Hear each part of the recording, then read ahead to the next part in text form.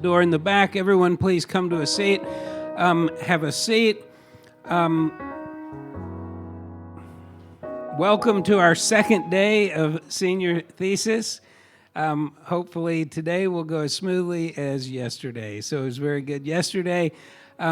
Today, to start us, is Jolene. Jolene's going to be coming up. Come on up, Jolene.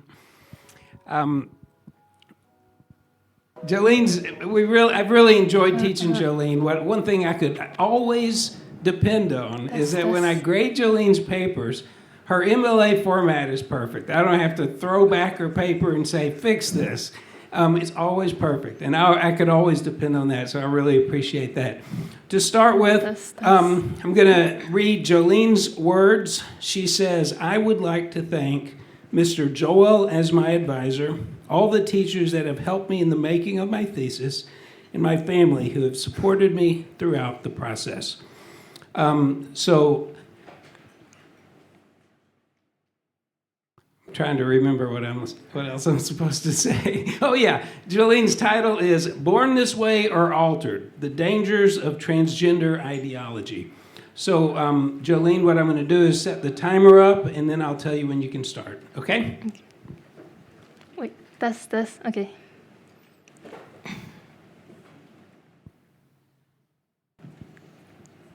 All right, you can begin when you're ready. The story of Cara Bell, a tragic narrative of many, a lost young girl who fell for the sweet appeals of the transgender ideology. She had lived a lonely life, where she was rejected by the boys and never felt like she truly belonged with the girls. Then, at age 14, in the midst of her depression, she had turned her focus to gender-affirming surgery, for she believed she was better off becoming a boy. And so, she underwent numerous gender-affirming care to masculinize her body and her voice.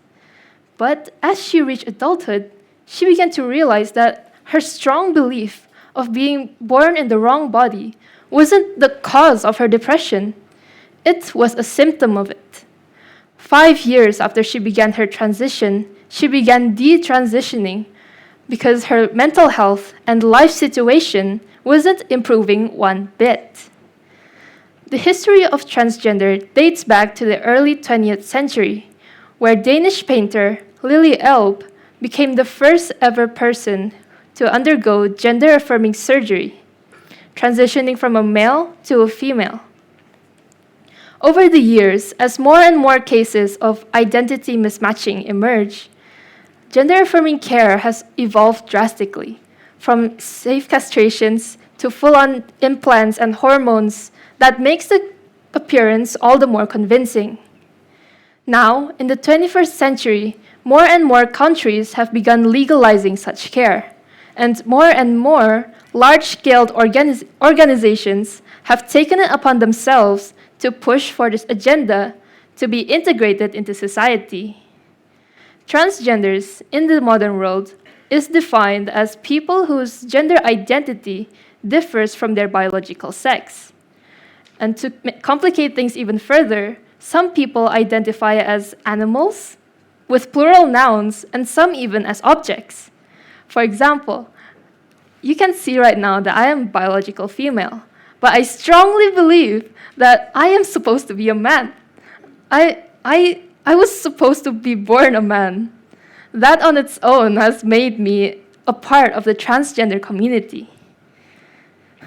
Though this topic is a broad one, I will solely focus on the events where a person undergoes gender-affirming surgery to become the opposite sex. And the population of transgender today has increased twofold over the last decade. Now, there are more than 2 million transgenders in America alone.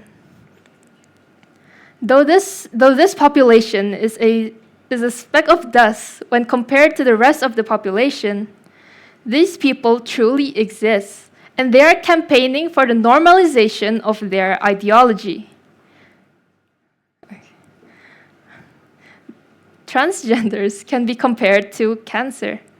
While cancer If not treated properly, down to the roots, it will bring harmful damages towards the person's body. The same can be said with transgenders. When it first came out, it was labeled as a mental disorder. And what we have today with hormone therapies and gender-affirming care, they are merely catering towards the symptoms of it, not directly to the roots. Which leads to my topic that Indonesia should not follow the trends of normalizing the transgender ideology for 3 reasons. It has detrimental impacts towards the individual themselves, it destabilizes families, and it spreads harmful social influences in mass media. Contrary to popular beliefs, transgender people experience more physiological, psychological, and social discomforts compared to the average person. Firstly, the danger relates with the physiological side, where people experience extreme harm due to hormone therapies and gender-affirming surgeries. This process usually starts from regular injections of the hormone of the opposite sex in order to suppress their biological related traits. Men who wish to transition to a female will first begin with regular injections of estrogens to suppress their male traits and instigate breast formations and alter their fat distribution. After about a year or 2 of undergoing this process, people tend to move up to the next level, gender-affirming surgeries. Nowadays, there are numerous gender-affirming surgeries, like breast removal, womb removal, the creation of the artificial reproductive parts, and many more.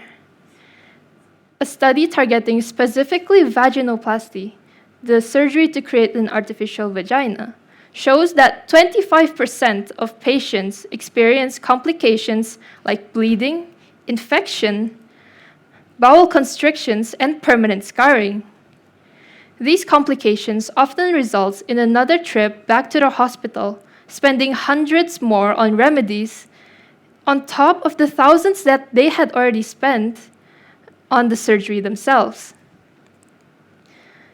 These complications, not only does it hurt in the pockets, but it can seriously harm a person's body and may even threaten their lives. Once a person falls down the rabbit hole of therapies and hormones, it would be hard for them to be satisfied with the results. On top of the physiological harm, the process of transitioning has detrimental impacts towards mental health. Transgender individuals frequently experience confusion, embarrassment, anxiety, and depressive symptoms following gender transition. With the transgender ideology, children and adolescents are prematurely pushed to conform to a fixed gender identity. This could lead them to have high risks of anxiety and show depressive symptoms at a young age. Despite recent studies claiming the positive impacts of gender-affirming surgeries on an individual's mental health, none of them demonstrates long-term positive impacts. In fact, the long-term studies shows that there's an increase in morbidity, mortality, and higher risk of suicide in transitioned adults. Besides harming an individual's physical and mental health, the classification and separation between transgenders and non-transgender people enable unfair treatment done either by individuals and/or governments. A handful of American governmental bodies have begun requiring schools to allow transgender students to use restrooms and locker rooms according to their preferred gender. As such, a female student who identifies as a boy is allowed to go to the boys' locker room and restroom, and vice versa. When this issue was brought to court, the court had dismissed this case and told them that they must normalize it as much as he could. The impacts of transgender ideology not only affects the individual, but also deals a heavy blow to the family as well. When a child comes out as trans, the wide variety of emotions that each family member feels serves as a destabilizing force.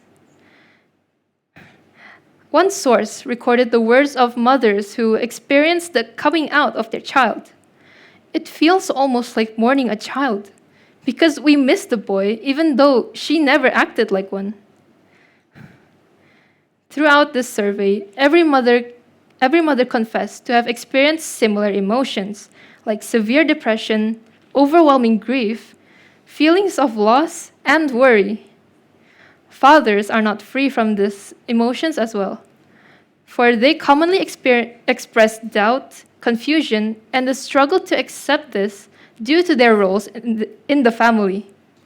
Fathers, as the protector and provider in the family, believes that they could not even protect their daughter who felt trapped in the male's body. In the same way, siblings experience a feeling of loss of their sibling and that sibling bond that they once had. The dynamic between siblings varies with gender. Two brothers may have more in common than a brother and a sister. And when your brother suddenly transitioned himself and claims himself to be a female, that could very well shake the bond and may even break the bond that they once had. When the initial trauma has yet to wear off, the parents are still faced with an even harder question. How should they treat their transgender child? Parents are forced to conform to this new ideology, even if it goes against their own beliefs, just for the sake of their child's well-being. Parents are afraid that if they don't accept the child as they are, that the child will harm themselves. Hence, they should strive for a lifestyle where the child can continue to thrive while having the family intact. Having to support a child who is the reason for their tangled up emotions is no small feat, and all parents experience this hard questions every time a child comes out. Then comes the legal issues. Parents who do not conform to their child's new identity may have their legal rights revoked. Take the case of Yaley. Take the case of Yaley in California, for example. Yaley was a 15-year-old child who began questioning herself in the midst of her depression. And so, she had been seeing her school's psychologist, who advised her to join the LGBTQ club, where they convinced her that her confusion was because she was a transgender. Not only that, but they convinced her to have hormone therapy without her mother's consent. And even worse, they convinced her to report her own mother to the Department of Child and Family Services for abuse, for not accepting her new identity. Her haste made waste. Not only did her mother lose custody of her, but she was put in a group home and was allowed to undergo gender-affirming surgery without parental consent. And as she reached adulthood, she began to feel embarrassed and regret all her decisions because she was feeling pain from the hormone therapies she had been receiving since age 15. Not long after, she committed suicide due to the overwhelming pain, grief, and despair. This case is merely one of many, though it clearly depicts the brutality of the transgender ideologies towards families who fell victim towards it. Unfortunately, the detrimental impacts of the transgender ideology do not halt at the family level. It can further impact a larger group of people through social influences promoting transgender ideology that bleeds into society and encourages passive acceptance. Transgender characters have slowly made an appearance in mass media, like movies, series, animations, and even games. A study by psychologist Rajaki explains how social media bombardment promoting transgender ideology may influence people's opinions. The first step to forming an opinion is the appeal to people's emotions, specifically through movie scenes that mainly appeals to people's empathy and affection. This is where viewers will repeatedly be shown transgender characters, often experiencing discrimination. The second step relates to behavior. Transgender characters have distinct behavior that differentiates themselves from normal people. And the third step concerns the cognitive side, where viewers will slowly begin to accept the idea of a third gender existing. For example, the new season 2 of Squid Game hosts a character named Hyunju. Hyunju is played by a male actor and represents an ex-military man who identifies himself as a transgender woman.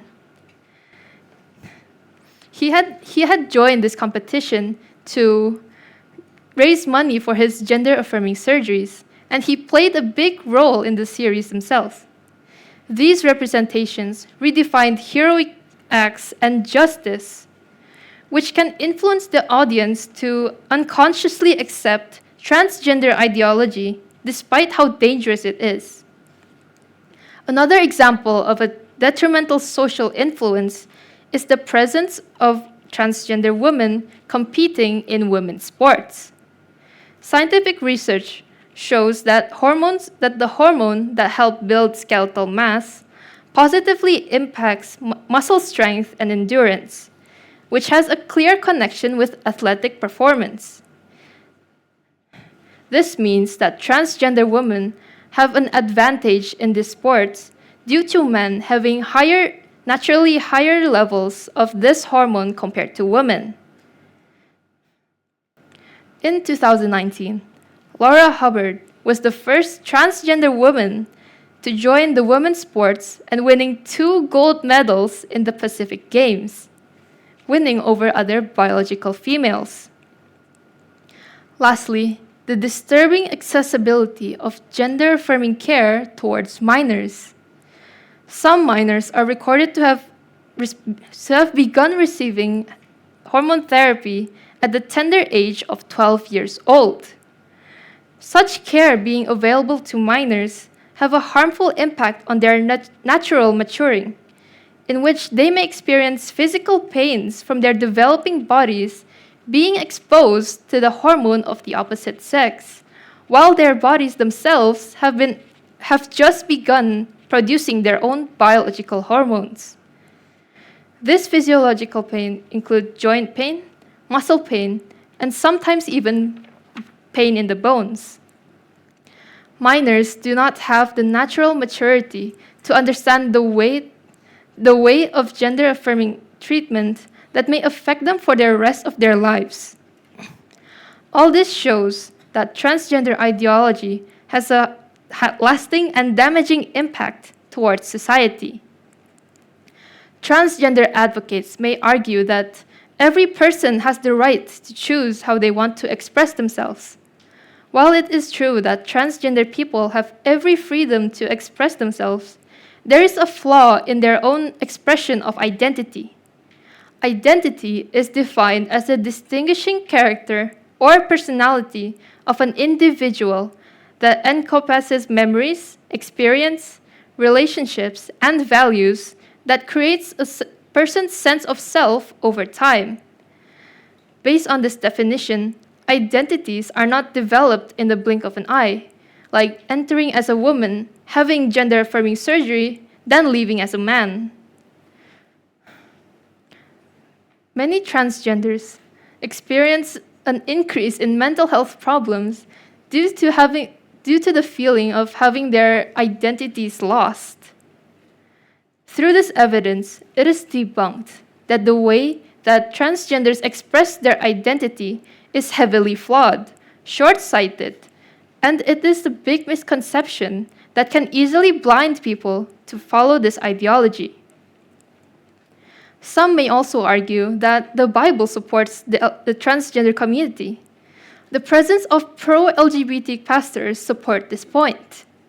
While it is true that the Bible states that God knew us before we were born, and that He commanded humans to love one another, the claim that humans must love one another boundlessly and that God created some human transgender is simply untrue.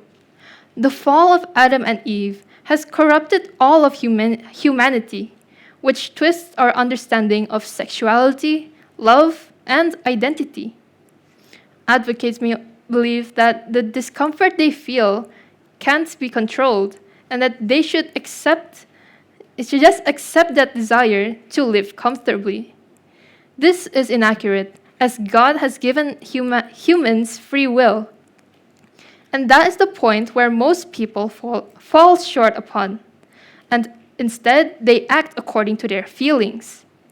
This false sense of righteousness on transgenders is evident from their motives in getting a gender-affirming surgery, happiness, and ecstasy. That fleeting euphoria may seem satisfying in the beginning, but it would bring suffering in the end. Through this evidence, most pro-LGBT pastors cherry-pick Bible verses without context. This thesis covers reasons why Indonesia should not normalize the transgender ideology. In the big picture, this ideology is dangerous to the individual, it destabilizes families, and not to mention the social impacts that it influences in our everyday media. What does this mean for the average person? Let me suggest two things that we can do immediately. Firstly, find yourself a community. A community will immensely help you, not only in the transgender section, but overall. A community can help you stay in the path of absolute truth, which is the Bible in this context. Lastly, one thing that almost everyone can do, introvert or extrovert alike, is to educate yourself.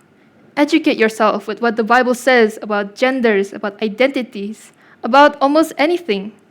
Get a book or watch a video. Trust me, it will be worth your time, just as I hope this thesis was. Thank you.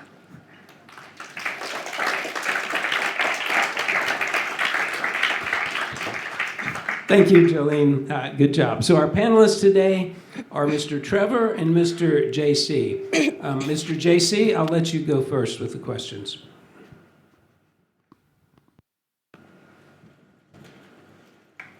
Check. Yeah. Thank you, Mr. Strickland. Hi, Jolene. Thank you for your oration. Yeah. Just a little comment. Perhaps in the middle just now, there was like a little bit, maybe you were kind of forgetful or missed maybe some of the words here, but I think you did it really fine. You coped with it really well. Yeah. Right. Allow me to ask several questions here. Again, just for the sake of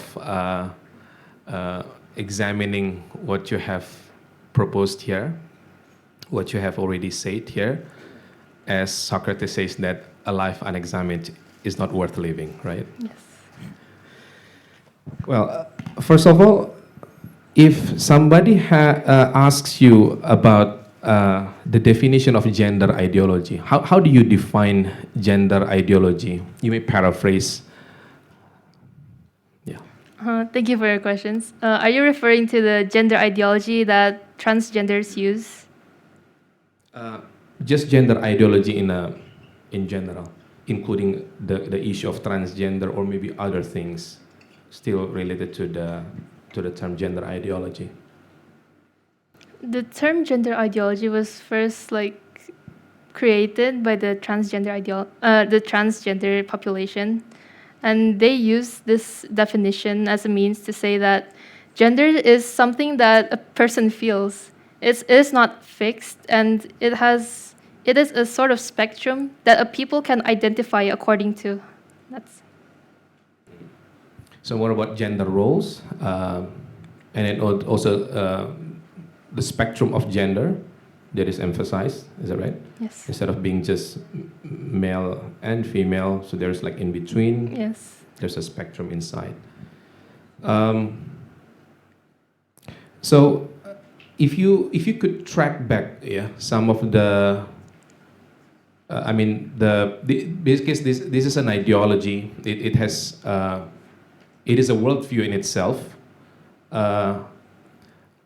From where do you think, or from what other maybe worldview do you think that this gender ideology originated? Yeah. In other words, how did it come to existence? Because you mentioned just now that especially this ideology was more prevalent perhaps in the middle of 20th century, perhaps, Yes. or maybe after World War II, kind of until now, the beginning of the 21st century. But did you do some research about how it originated? Thank you for your question. Truthfully, how it originated in the first place was kind of a blur to me, because the very first real emergence of it was when the rest of the community, the lesbians, the gays, they had revolted against the government, and that's where I first found oh, there's this thing called transgenders who they're also a part of this community, and they wish to have their rights also given by the government. Yeah, okay. Because again, I think I have to tell you, and I have to tell your audience now that I agree with you, of course, yeah, 100% with you. What you have said here, I could agree with you. However, some people might appeal also to the background behind this, the birth or the existence of this gender ideology. I did some reading in some sources that actually this gender ideology came from the one worldview that I think you talk much in sociology, or maybe I don't know, maybe you take human geography perhaps. It originated from the feminist perspective, actually. So feminists care so much about the equality between genders, especially at the time it was male and female, and especially on the oppression of women by men, constraining the opportunities that women could have in the past, and which is also close to what you studied also, of course, about Marxism.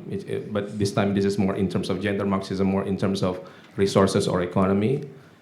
And some people might also appeal to the fact that, especially in the age of Christendom, in Middle Ages, or maybe in the early modern times, in which that Protestantism was so strong in Europe. This is more about Western civilization. I'm talking about Western civilization. That homosexuals were one group that was so much oppressed by the society, either by the governments or by the church, especially the Roman Catholic Church, or even the Protestant Church back then. Besides the Muslims, in the Middle Ages, for example, besides the Muslims, the heretics, the Albigensians, the Cathars, the heretics, or even also the Jews back then. So some people might argue that this is actually, it's like the other side of the pendulum. So because in the past, other gender outside of anything associated with masculinity was so much oppressed, then and it is a time for retaliation. It is a time for to pay back. This is the payback time, like that. How do you respond to this appeal? Yeah, if somebody comes to you with this kind of appeal. Thank you for your question.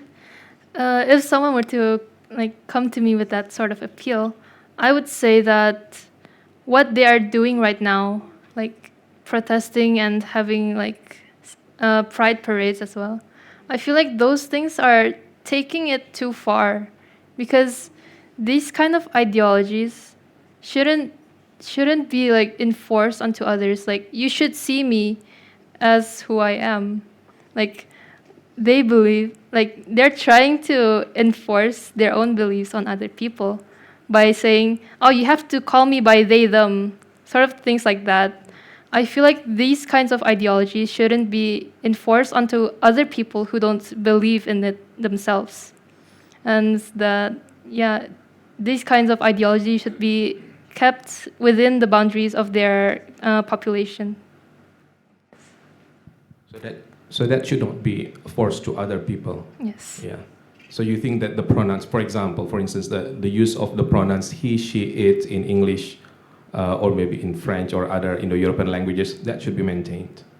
That should be maintained, yes. For your information, I mean, or for our information, Indonesian language doesn't have that, right? He, she, it. Yeah. We just have he, dia, begitu saja, begitu ya, dia saja, begitu. Or maybe other, I don't know, other local languages of Indonesia don't have that also. Yes. So, yeah. Do you think the degree, this is another question, do you think the degree of acceptance for other cultures outside of the, let's say, the so-called European culture, yeah, the European culture, including American culture, European culture also, do you think they're more, they could be more accepting, I mean, those pronouns, I mean, like, actually, for us, gender doesn't really matter? I'm sorry, can you restate? Do you think that the distinction between male and female could be not really that much of a problem for, especially for people with languages that don't have really like a masculine, feminine pronouns? Like, for example, Indonesian language or Melayu, Bahasa Melayu, or maybe Sundanese language?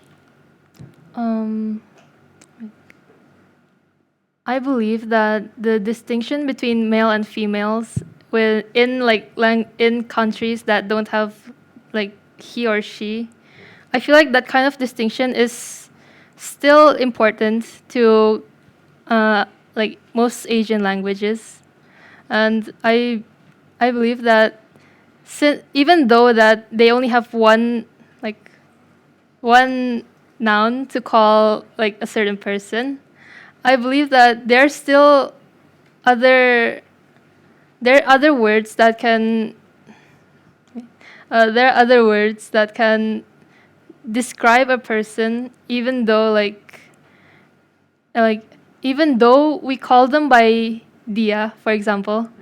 There are still other words that can describe a person that is like a female and a male, and it's different even though the calling them is by one noun. There's like other words that can also describe female and male, so like it cannot be combined together, I think. Okay, we need to move on to Mr. Trevor. Please go ahead, Mr. Thank you, Trevor. sir. Hello, Jolene. Thank you for speaking to us today. I'm going to start with this question because I think it's important for the entirety of this conversation. Where do you get your definition for what is a man and what is a woman? I want to clarify, aside from biology, because I think within your thesis and within even in your defense right now, you've done a good job of explaining biologically what separates a man and a woman. But how do you define a man and a woman outside of the biology? Thank you for your questions. And to define a man and the difference between a man and a woman outside of biology, I would think towards their roles in society. As most men, since they are biologically stronger, they are more able to do hard work, like hands-on work, compared to women who are still like, their characters usually more frail compared to men.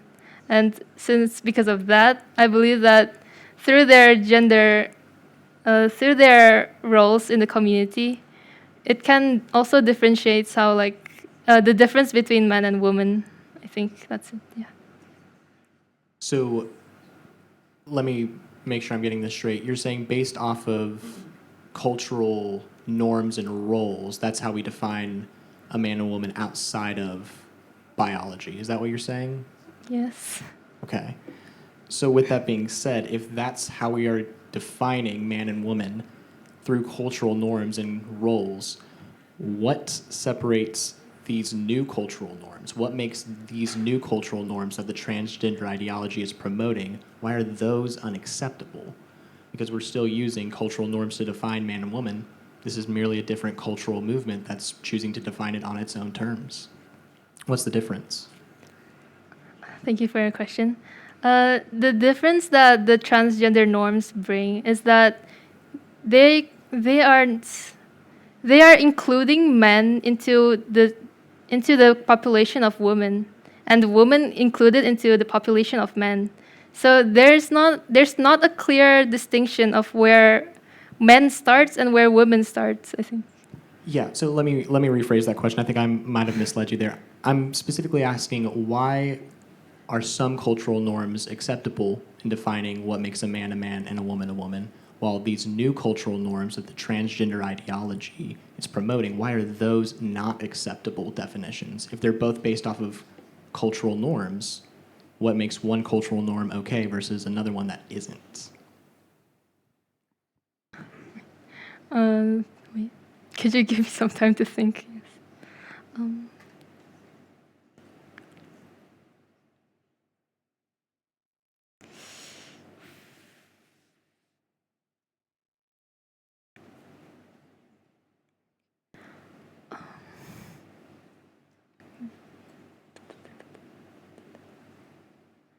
I believe that those cultural norms that can't truly define like what a woman is and what a man is.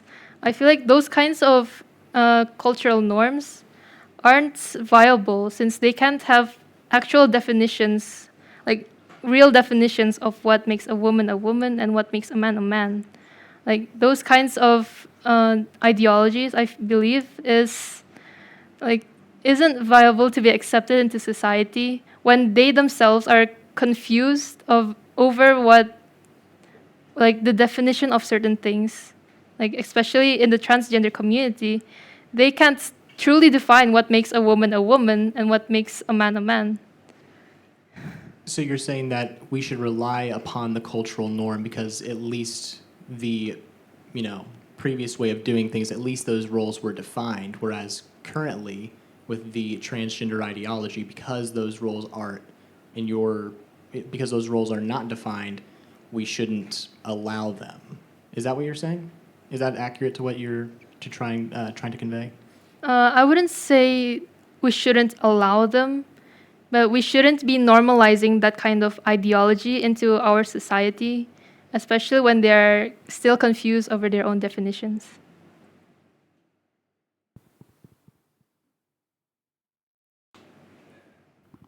Hey, Jolene, let me ask you a couple of questions. One is, you talked about this passive acceptance, right? Yes. And how we see things on TV and on movies, and the goal of the transgender community is to, in those who are, it's like propaganda, only it's subtle, right? How do we put a stop to that? Doesn't it seem like it's almost impossible to stop it? What do we do? Oh, thank you for your question. And to that, I could suggest like two things that wouldn't stop it, but would at least limit the passive acceptance. And it can come from us, and it can also come from the movie directors themselves. So from our perspective, we should be well aware that we should be like strong in our beliefs that when we see in a TV series, for example, when we see a male with a male, we should be aware that like I'm starting to slowly believe that those things are normal, and we should be strong in our like religious beliefs too, that is wrong. That's like we have to discern what is actually good and what is not. And from the movie's perspective as well, I believe that movie directors should put like